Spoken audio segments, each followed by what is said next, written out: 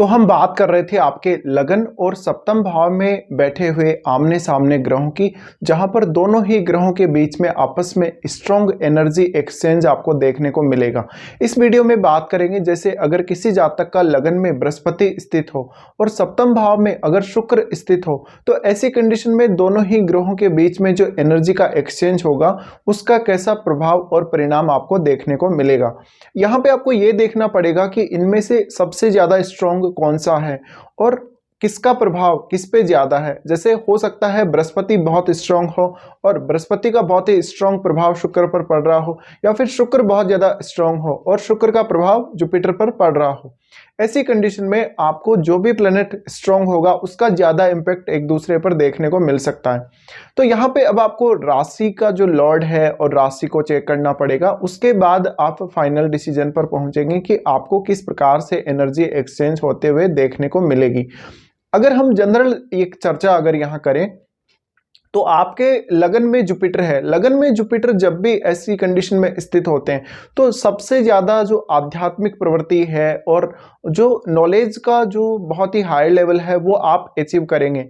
लेकिन सप्तम भाव का शुक्र बहुत ही शुभ ग्रह हम मानते हैं शुक्र को, और जुपिटर को भी हम बहुत शुभ ग्रह मानते हैं। ऐसे में शुक्र सप्तम भाव में होना यह बताता है कि आपके जीवन में धन या रिलेशनशिप वाइज कोई भी कमी नहीं होगी।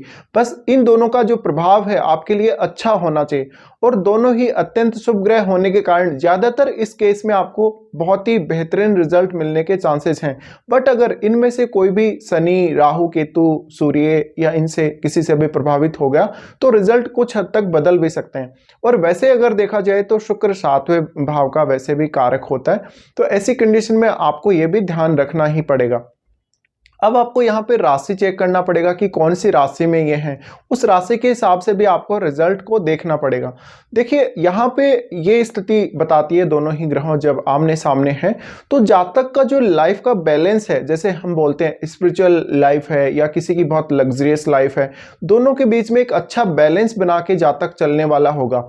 और जातक का इस केस में जो मैरिड लाइफ है काफी अच्छा होने के आसार हैं।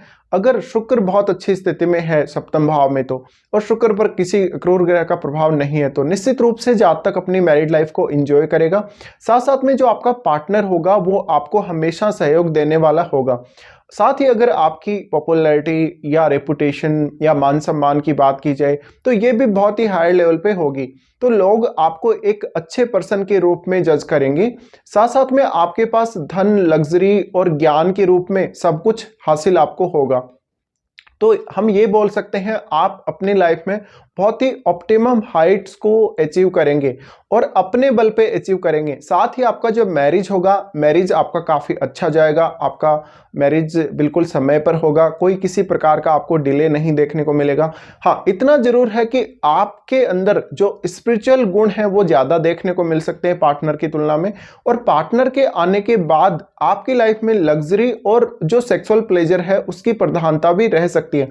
बट अगर हम कंपेयर करें आपको और आपके पार्टनर को, तो आपके पार्टनर को सेक्सुअल डिजायर्स आपसे ज्यादा हो सकती हैं, धन और लग्जरी की जो चाहत है वो ज्यादा हो सकती है।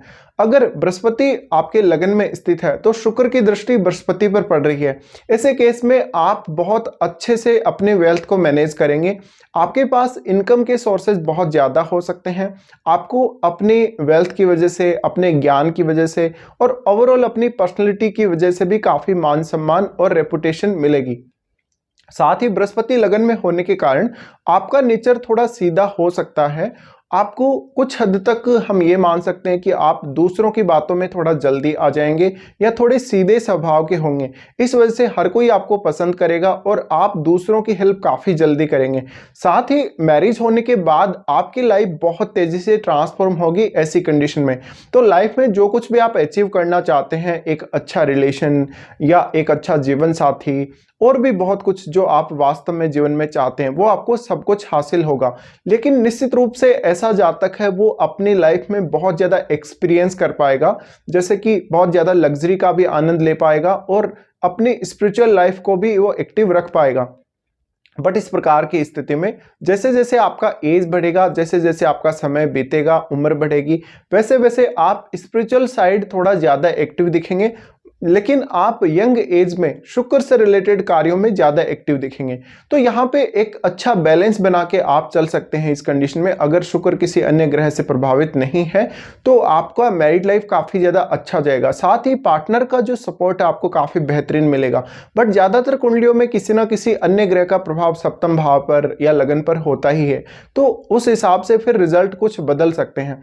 अब देखा जाए तो यहाँ पर जो बृहस्पति और शुक्र हैं दोनों ही क्योंकि धन के कारक हैं, बट ऐसे में ज्ञान की प्रधानता बहुत ज्यादा हो सकती है। आपके अंदर जब ज्ञान होगा, आपको जब ज्ञान हासिल होगा, तभी आप वेल्थ को अच्छे से मैनेज कर पाएंगे।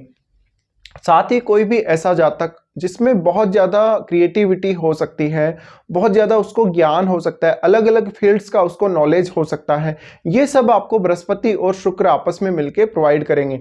तो यहाँ पे जो शुक्र और बृहस्पति आपस में जो एनर्जी एक्सचेंज कर रहे हैं वो एनर्जी बहुत ही पॉजिटिव एनर्जी है।